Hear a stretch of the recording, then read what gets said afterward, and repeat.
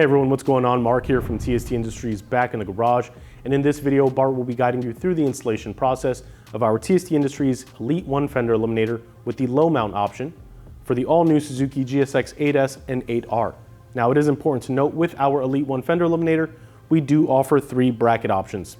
We have already released our high mount options, which are available with a fixed bracket or an adjustable kit. And now today we will be showing you the installation of our low mount bracket. One thing to note that is very important, if you have already purchased our Elite-1 Fender Eliminator with the high mount option, you can now go ahead and upgrade to the low mount option by purchasing the bracket as a standalone item. You do not have to purchase it with our Undertale Closeout. In this video, we will be showing you the full Elite-1 installation, which will include the installation of our closeout and the low mount bracket. We will also be guiding you through the installation of our universal license plate light, which is an optional item when you are purchasing any of our Fender Eliminator kits. Now, we will be showing you the installation on the S model, but the installation process can be carried over to the R model that has been verified on our model in-house. No modifications are needed during this assembly. And one last thing to note with our low mount system is that we do not offer or carry an external signal solution for the low mount bracket. In this video, you can see here we've completely streamlined the rear and we have paired it with our newly released integrated taillight, which we will briefly mention in the video.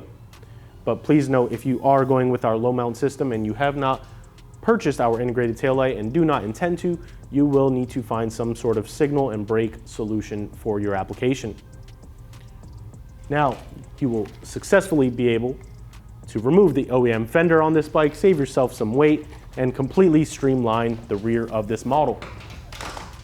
This installation process is very straightforward with no modifications needed. So at this time, we're going to go ahead and pass it on over to Bart, and he will guide you through the installation process. In step 1, we'll be removing the license plate off the bike.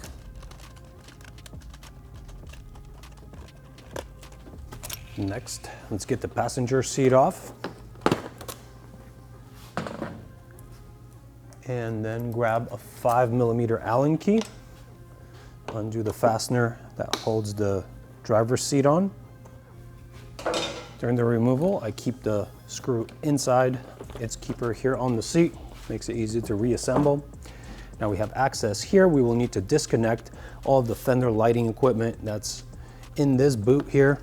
If you take your hand upstream here under this bracket and pull down on this boot, that'll expose all of the connections that we're interested in.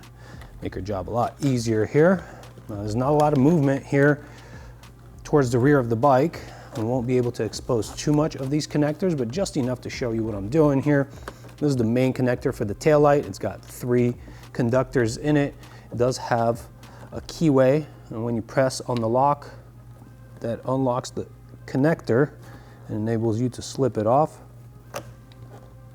Just like that. Then we have these 2 JST connectors. Those are the signals. Those need to come off too. The locking feature is here. This tab, as you press this down, it clears this window and enables withdrawal. Okay, now we have our Fender equipment disconnected. Just make sure that it's actually loose, and I'll just slip this connector off for the meantime, because we'll need to gain access under here.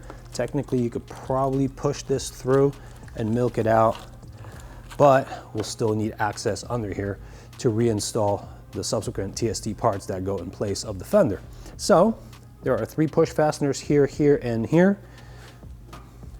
To unlock them, we press in the centers. Then they just come out, and I like to immediately reset them to this condition. That enables you to put them in and lock them during reassembly, making it much less cumbersome. There is one more fastener here that needs to come out. There's a Phillips screw head here. I'm going to access it from right by the lock. That comes out. Now we'll be able to lift up on this panel, get our fender lighting wires here to this compartment, and then We'll jump to the bottom and remove these 4 fasteners here. 1, 2, 3, 4. The heads are on the bottom.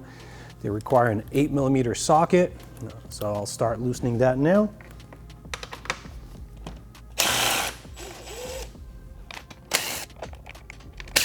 So after all of the fasteners are released, the fender assembly still stays on because it's kept in here via interference locks. We'll have to clear those now. The best way I've found to clear these interference locks is to push down on the rear of the fender. That'll clear out 2 of the tabs here, and the other one just tabs and slides out. Now that these are clear, I'm just gonna help myself from the top and make sure none of the connectors get hung up. Once this clears out, the disassembly is complete. And here in this place, we'll be installing our TST Industries fender closeout. And then up a little bit towards the front here, these 2 push fasteners still need to come out. The removal of these 2 will give us the holes necessary for mounting of our low mount bracket here. These holes will engage with these locations, and that's where the mounting will be taken care of. First step here will be to configure our closeout for the assembly.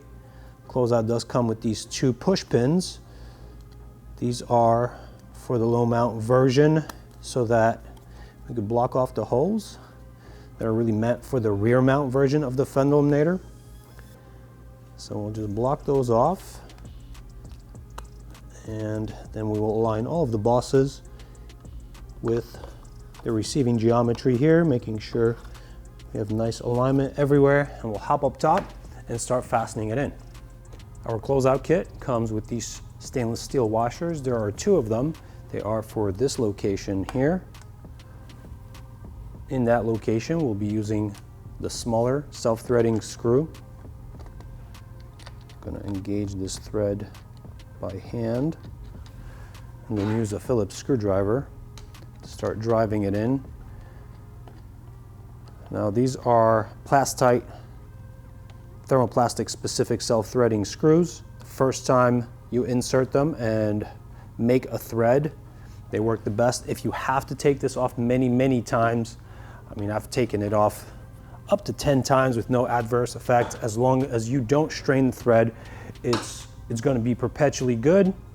So my method for tightening all of these connections is to go until I have bottomed out, softly bottomed out, and then the tightening procedure is basically like 1/10 of a turn just to preload the threads. So in the beginning here, I am keeping it pretty loose. It's still movable. I want to have adjustability until I'm ready with all of the fasteners. Here in the aft section with the 2 rear holes, I will be using the longer self-threading screw with a plastic washer under the head. Again, find the thread by hand, engage it, and then start turning it in. Give it a check, making sure that it's centered and all of the split lines and gaps are balanced. And now we can actually go ahead and tighten down on it all the way. So now here I'm at the bottom and I'm just giving it a little snugging part of a turn to preload threads.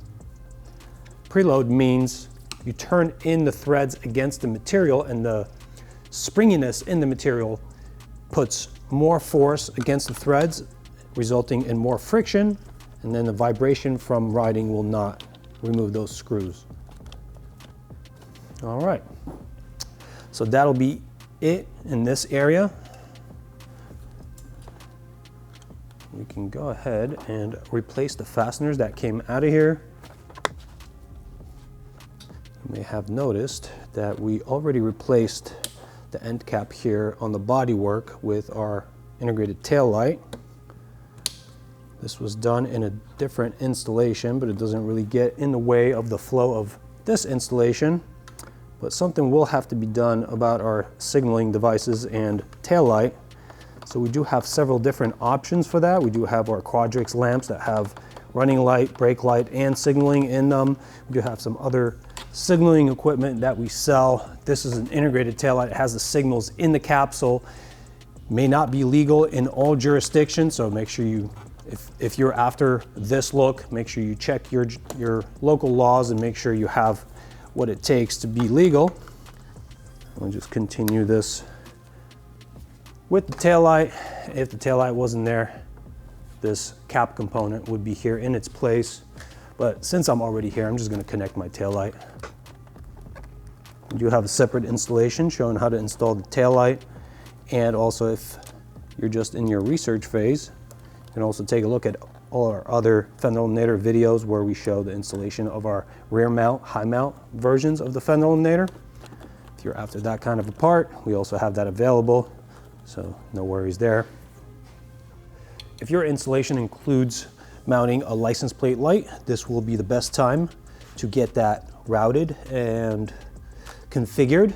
On this particular bike, there are two ways to get this done. I like the non-invasive way where we remove this lower shroud and pass the wire in between these two surfaces. That results in this area being raised a little bit, but that is obscured by the bracket that covers it up.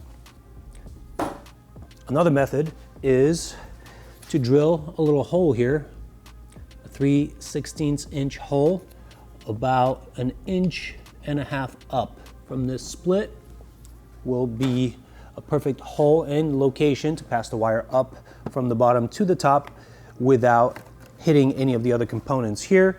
If you want to do that, you can go ahead and drill that. We're just going to split this and get it in without modification. Now, we already have these two push fasteners out. There are two additional push fasteners here from the side up front that hold this in. I will leave them in and they will hinge this for us.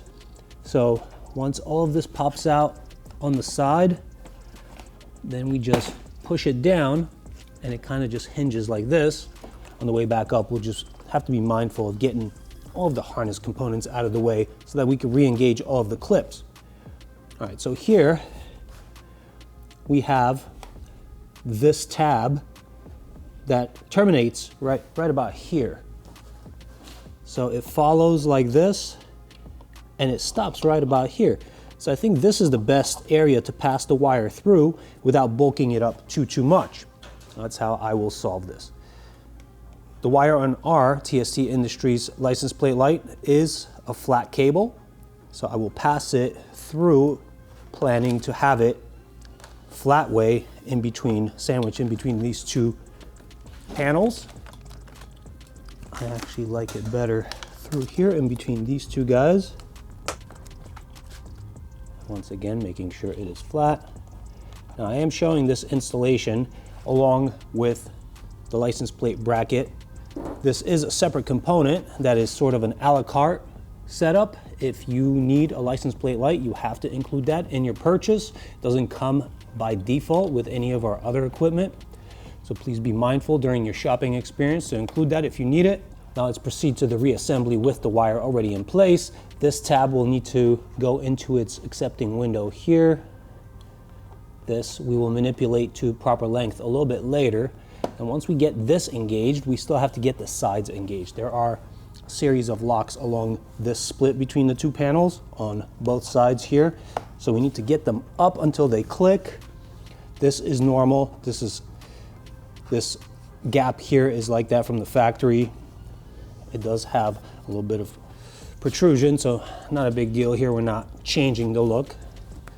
Just need to make sure that both sides click in before we move forward. All right, so I've got all the tabs clicked in.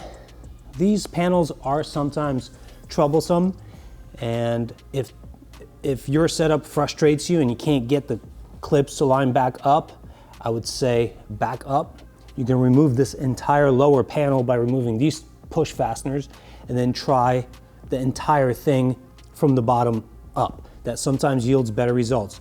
If you're frustrated beyond that, I would say just go ahead with the hole method. You can mark yourself a hole 1.5 inches up from this split here, 3/16 inch hole, get it through, and that'll be much easier. All right, now at this point, we are ready to get our bracket on here. I am going to start on the right side of the bike because it is easier, but I will need a long reach plier. For this next step, we will need to drop a pretty large washer on there. We have this large washer that needs to go on top here, right on axis with the fastener that's going to be going through here. I will be using this longer plier. Technically it's possible with hands, but I have really, really large hands, and for me, that's pretty difficult. So I'm going to be holding the washer like this and dropping it on. The stack up of components from the bottom to the top on that side for that fastener will be one of the smaller washers. We have three sizes of washers for this kit. For the right side location fastener here, the stack up will be the smaller washer from the outside, the medium washer in between the bracket and the bodywork. The screw goes through that whole thing. We drop the large washer on top of that, and then we cap it off with the nut. Now, on this side, we will have no washer on the inside because the parts do not allow for that large of a washer to get on there. We actually don't have opportunity for any washers. So, small washer from the outside, medium washer in between against the bodywork, screw goes through, just a nut gets dropped from the top. Before we do any of that, we need to apply the bump-ons onto these circular features here. Now let's make sure we have this in the correct orientation. This fastens like this. If you have it backwards, it will not fit, so make sure you establish the orientation now. The bump-ons go on the surface that would contact here. They are meant to prevent any scratching or marring of your undertail plastic. So the circular features in the bracket are the same diameter as the base of this bump-on. I'm going to stick these on in those locations. Get them pressed down like so, and now we're ready to go. All right, so let's stack up those parts. Like I said, screw, small washer, bracket, medium washer. That will go through to the top side. I need to make sure my license plate light is up and over. We drop the washer on top of that. The giant one goes on top of that, protruding through, and then we get the nut on there. This is vastly easier if you have helping hands. I'm doing this solo here, so I do need these special tools. All right, we're going to use a 4mm Allen here on this screw. And then I will get my nut up on there.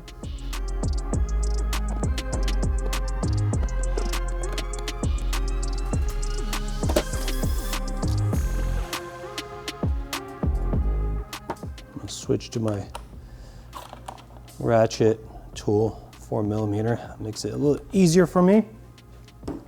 Now I have the threads engaged so I can go on to the other side. Let's go ahead with stacking the hardware appropriately here. Small washer on top of the screw, then bracket, and then medium washer. Well, that's pretty tight in there. Typically it just keeps itself captive for me.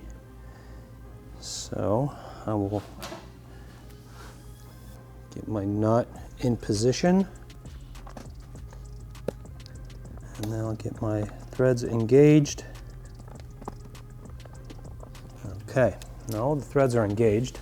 I'm gonna grab a 10mm socket and get it all tightened up. So here I have a 10mm socket, and I'm gonna engage on top of my nut here, and then I'm gonna tighten down on the screw connection. And we are sandwiching a bunch of layers of plastic parts in between, so let's not over tighten it. That is a nylock locking nut. Once you engage it all the way, there's a nylon element that gets into the threads and prevents spin off from vibration. Now on this side here, we have very little opportunity for access. Let me remove some stuff here so I can show you guys better. If I remove some of the components, we'll have a better view of things. So on this side here, the nut is in this U channel. We could potentially cut that off, but that's cumbersome and I don't want to modify the bike there. So what I'm going to do instead is just use my pliers to hold this nut in position as I tighten it. Again, it has to be bottomed out and just tight enough to engage the nylock element. And then beyond that, that's enough. We're holding just several ounces of load here with the license plate, so not a big deal.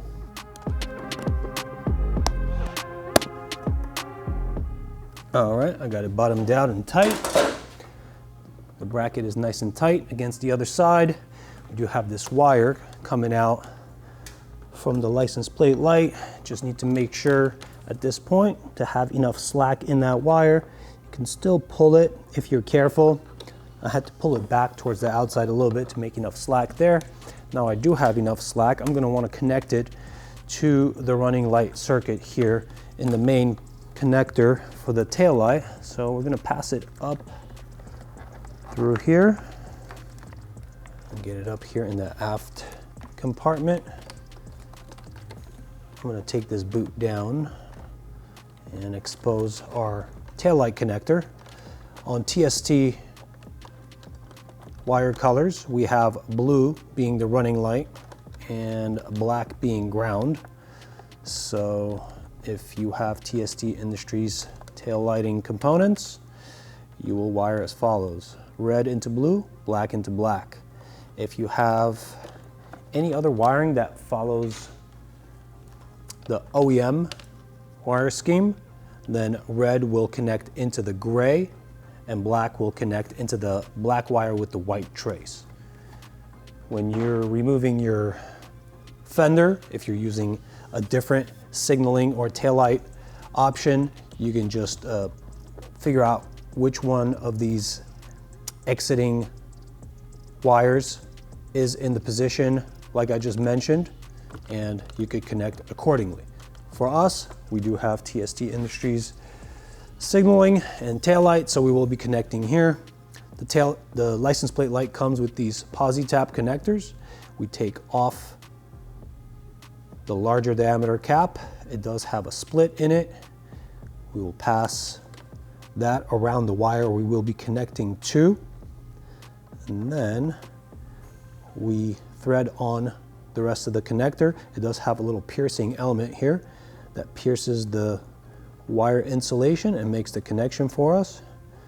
So that one's in place. I'm going to grab the other one. The other one will go into the ground wire. So that's black. I don't like to bunch them up, so I stagger them a little bit. That just means one goes a little bit closer to the plug and one goes a little bit farther away. Once these are in place, I will take off the smaller cap on the opposite side. And then I'll pass the stripped portion of the wire from the unthreaded end to the threaded end, have some stick out, and that will go into the body of the connector. And as I spin on these threads, it'll get clamped against the surface inside, and that will make our connection. As I thread this on, I have to maintain a little positive pressure against the wire. Sometimes it slips out, so I have to redo it. There it is. Once you get it pressurized between those surfaces, give it a little tug test. If it doesn't come out, it's good to go. I'll perform the same steps on the positive wire. Okay, I will power up the bike. All right. I like to make sure that it's connected before I move forward with all the other steps. So now I've verified that I do have light output coming from the license plate light. I will now grab a wire tie that came with the license plate light. I like to bundle up these wires and tie them off neat. And then I just shove them inside the boot that contains all of this wiring.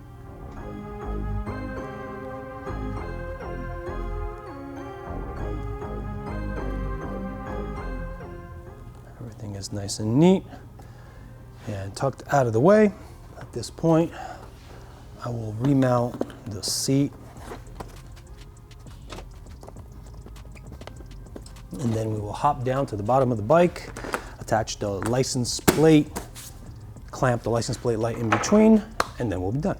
When shopping for this component, you will be presented with a color choice for license plate holding hardware. Here I'm holding the blue anodized. I feel the blue best matches the motif here. We do have other choices for you, but this is what I chose here. So let's get the nut off the back. The anodized washer and the screw will go through the outside. Now it's important to make sure that you have enough slack here, and I did adjust it. If you do need to adjust it, that's typically done by pushing a little bit from the top on this wire and pulling on this, so that way you don't strain it, and making sure that this tab of the license plate light sits below the bracket here, because the license plate light gets clamped in between the license plate and the bracket. So let's go ahead and clamp it in place. I'm not using the adhesive. If you wish to use the adhesive strip, go ahead and peel off that red masking that you see on this tab here.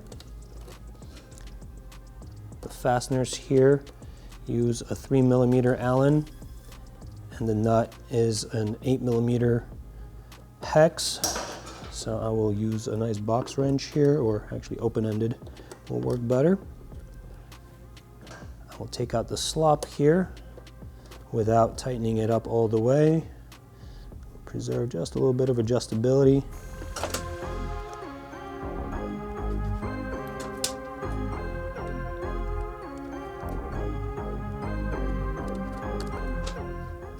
Once again, on this side, I am going to bring it close to bottom out, but still leave a little bit of adjustability.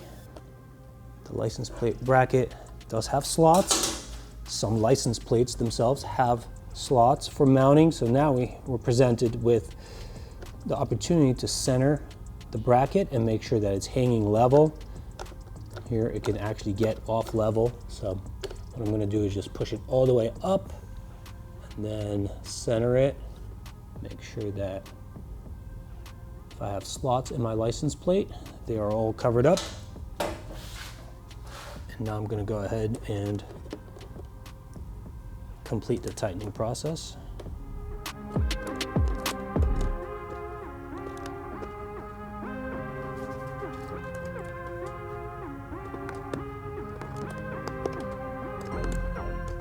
All right, that's all tight. It's looking good. Let's give it one more test. License plate light is on. All of our lighting works.